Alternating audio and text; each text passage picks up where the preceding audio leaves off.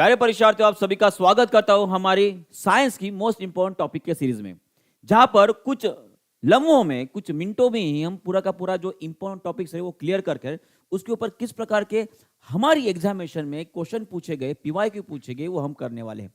ये सीरीज ना बल्कि सभी के सभी टीचिंग एग्जामिनेशन के लिए, बल्कि उन सभी एग्जामिनेशन के लिए जो हमारे भारत में लिए जाते थे, रेलवे हो गई, एसएससी हो गई, यूपीएससी तक एग्जामिनेशन में इन टॉपिक से बार बार क्वेश्चन पूछे गए हैं। तो इसीलिए मैं बोलता हूं ये सीरीज आपके लिए बहुत ज्यादा इंपॉर्टेंट रहेगी, अंत तक बनी रहेगा। और अभी पहली बार अगर आपने टीचिंग परीक्षा के ऊपर मुझे देखा है तो जल्दी से सब्सक्राइब कर लीजिएगा, लाइक और शेयर भी जरूर कर लीजिएगा। तो आज का हमारा सबसे इंपॉर्टेंट टॉपिक है वो है हमारा विटामिन्स, जिसे हम विटामिन के नाम से भी जानते हैं। और सबसे पहले आपको बताना चाहूंगा कि हमारे शरीर में दो प्रकार के विटामिन पाए जाते हैं, जो वाटर सोलुबल होते हैं और फैट सोलुबल होते हैं, माने कि वसा में घुलनशील होते हैं। अब वाटर सोलुबल और फैट सोलुबल में कौन कौन से आते हैं, मैं अगर आपको बात बोलूंगा तो एक शब्द आपको ध्यान में रखना है जिसका नाम है कीड़ा, KEDA, बराबर है। तो के फॉर के vitamin, E vitamin, D vitamin और ए विटामिन, ये सभी के सभी विटामिन जो होते हैं वो आपके फैट माने की वसा में घुलनशील होते हैं। और उसी तरह से बचे दो और विटामिन, जिसे विटामिन बी और विटामिन सी के नाम से जाना जाता है, वो दोनों भी आपके वाटर सोलुबल माने की पानी में घुलनशील विटामिन रहेंगे। मैं अगर बात करूं विटामिन बी की, तो विटामिन बी कॉम्प्लेक्स के नाम से भी जाना जाता है। कौन से नाम से जाना जाता है? बी कॉम्प्लेक्स के नाम से जाना है, जहां पे लगभग 8 प्रकार के बी विटामिन पाए जाते हैं। और उसी तरह से मैं आपको विटामिन सी के बारे में भी बताने वाला हूं, पर थोड़ा सा सब्र रखिए, ठीक है। सभी विटामिन हमारे लिए बहुत ज्यादा इंपॉर्टेंट रहेंगे। तो सबसे पहले देखते हैं कि फैट और वाटर सोलुबल का मतलब क्या होता है। देखिए, अगर मैं फैट सोलुबल विटामिन की बात करूंगा, जो पानी में घुलनशील होते हैं, ये हमारे शरीर में जमा नहीं किए जाते, माने कि स्टोर किए नहीं जाते हैं। माने कि अगर इसकी मात्रा हमारे जरूरत से ज्यादा हो जाती है तो ये हमारे यूरिन के द्वारा, माने कि मूत्र के द्वारा जो है बाहर निकल जाएगा। पर जो फैट सोलुबल विटामिन होते हैं हमारे शरीर में कई लंबे समय तक हमारे लीवर में स्टोर किए जाते हैं। कहां पर स्टोर किए जाते हैं? लीवर में स्टोर किए जाते हैं। ये भी आपको याद रखना है। थोड़ा सा आगे बढ़ते हैं। उसके बाद मैं आपको बताना चाहूंगा कि के विटामिन और एंटीऑक्सीडेंट विटामिन के बारे में अक्सर बहुत सारी एग्जामिनेशन में पूछा गया है। तो यहां पे ये आपको याद रखना है कि अगर एंटीऑक्सीडेंट विटामिन कौन से होते, अगर ये पूछा जाता है तो आपको याद रखना है ACES, माने कि ए विटामिन, सी विटामिन और ई विटामिन। और उसी तरह से अगर विटामिन के बारे में पूछा जाता है तो सबसे पहले विटामिन के हमारे शरीर के लिए इसलिए इंपॉर्टेंट है क्योंकि अगर ये रक्त का स्त्राव जो होता है उसे रोकने के लिए मदद करता है, माने कि इसे हम ब्लड क्लोटिंग विटामिन से बोला जाता है। ब्लड क्लोटिंग विटामिन के नाम से भी जानते हैं, क्योंकि अगर आपके शरीर के ऊपर कुछ खरोच आ गई तो उसमें जो रक्त का थक्का बनता है, जो ब्लड क्लोटिंग होती है, उसे रोकने के लिए विटामिन के की जरूरत होती है। और उसी तरह से ये विटामिन के जो है हमारे शरीर में जो लार्ज इंटेस्टाइन होता है वहां पे मौजूद जो प्रोबायोटिक्स होते हैं। सर, प्रोबायोटिक्स क्या है? प्रोबायोटिक्स एक प्रकार के जीवाणु होते हैं, एक प्रकार के बैक्टीरिया होते हैं जो विटामिन के को सिंथेसिस करने में मदद करते हैं। यह आपको याद रखना है। उसके बाद थोड़ा सा और आगे जाते हैं तो ये हो गए आपके वाटर सोलुबल विटामिन, जिसके 8 प्रकार मैंने आपको बताया विटामिन बी के बारे में। इनके केमिकल नेम्स भी आपको पता ही रहना चाहिए। और उसी तरह से कुछ इंपॉर्टेंट बी कॉम्प्लेक्स विटामिन आपको बताना हो जिसे आपको याद रखना है। जैसे कि मैं अगर B12 की बात करूंगा तो इसके बारे में बहुत एग्जामिनेशन में बहुत सारे क्वेश्चन पूछे गए और मैक्सिमम तौर पर पूछा गया कि कोबाल्ट नाम का जो एलिमेंट होता है वो कौन से विटामिन में पाया जाता है, तो उसका आंसर आपका B12 रहेगा।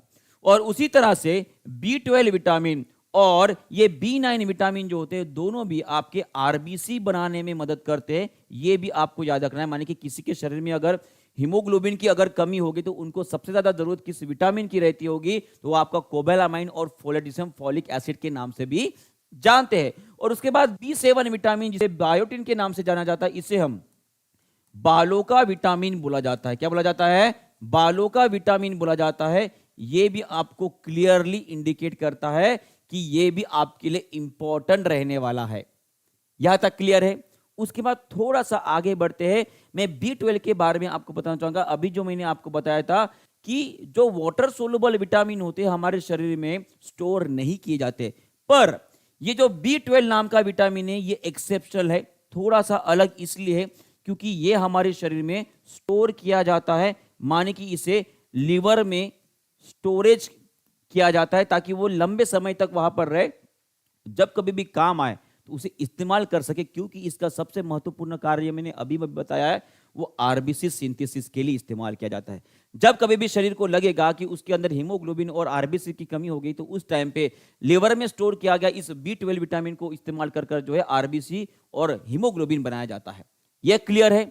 चलिए थोड़ा सा और आगे बढ़ते हैं। और ये टेबल है जो इतना ज्यादा इंपॉर्टेंट है कि हर टीचिंग एग्जामिनेशन में, साथ में आरआरबी, उसके साथ साथ आपकी यूपीएससी और साथ साथ जितनी भी टीचिंग एग्जामिनेशन है सभी में पूछा गया इस टेबल से क्वेश्चन। तो एक एक करके मैं आपको बताने वाला हूं कौन से विटामिन के कमी की वजह से कौन से रोग माने की डिसीज होते हैं। ये सीधा सीधा आपके एनसीईआरटी से लिया गया है। मैं आपको बताना चाहूंगा विटामिन ए की कमी के लॉस ऑफ विजन माने कि जिसे हम रतौंधी बोलते हैं वो डिसीज होता है। उसी तरह से विटामिन B1 जिसे हम थायमिन के नाम से जानते हैं, इसकी अगर कमी होगी तो आपको बेरी नाम का डिसीज होगा। उसी तरह से विटामिन सी की कमी हो गई तो आपके शरीर में स्कर्वी नाम का डिसीज होगा। स्कर्वी में आपके दांतों नोसे में खून निकलना लगता है और यही विटामिन सी जो है आपके शरीर में आयरन की एब्जॉर्प्शन में मदद करता है। आयरन की एब्जॉर्प्शन में मदद करता है, यह भी आपको क्लियर है। उसके बाद विटामिन डी, ये एकमात्र विटामिन है जो हमारे शरीर में हमारा शरीर खुद बनाता है। शरीर खुद बनाता है और खुद बनाने के बाद अगर भी उसकी कमी हो गई तो छोटे बच्चों में रिकेट्स नाम की बीमारी हो जाती है, जिनमें सॉफ्ट बोन बन जाते हैं और बोन जो है वो जॉइंट से झुक जाते हैं। उसके बाद आता है कैल्शियम। विटामिन डी की जरूरत होती है कैल्शियम एब्जॉर्प्शन के लिए, ये आपको याद रखना है। और कैल्शियम की अगर कमी हो गई तो बोन और टूथ माने कि जो दांत होते हैं वो सड़ना शुरू हो जाएंगे, वो कमजोर हो जाएंगे। उसके बाद आयोडीन की कमी हो गई तो गॉइटर हो जाता है। आयरन की कमी हो गई तो एनीमिया हो जाता है। अब यहां पर कैल्शियम, आयोडीन और आयरन ये कोई विटामिन नहीं है, ये मिनरल्स होते हैं, ये भी आपको याद रखना है।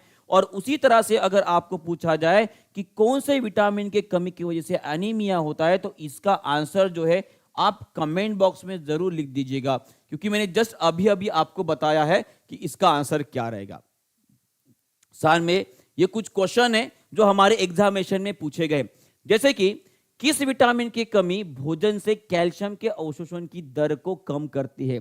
अगर इसका आंसर बताएंगे सभी लोग जल्दी, तो इसका आंसर क्या रहेगा? इसका आंसर रहेगा आपका विटामिन डी। क्या रहेगा? विटामिन डी रहेगा, क्योंकि विटामिन डी जो है कैल्शियम के एब्जॉर्प्शन के लिए मदद करता है। और उसी तरह से अगर ये क्वेश्चन आपको बताऊंगा तो इसका आंसर तो मैंने पहले लगा दिया।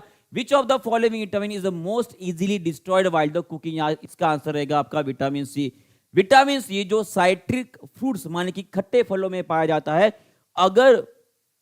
अगर आपको विटामिन सी लेना है तो उन फलों को खाना है, पर उन फलों को पकाकर अगर खा रहे हो तो समझ लीजिएगा उसमें विटामिन सी खत्म हो जाएगा, नष्ट हो जाएगा, क्योंकि विटामिन सी गर्मी से खत्म होने वाला विटामिन होता है।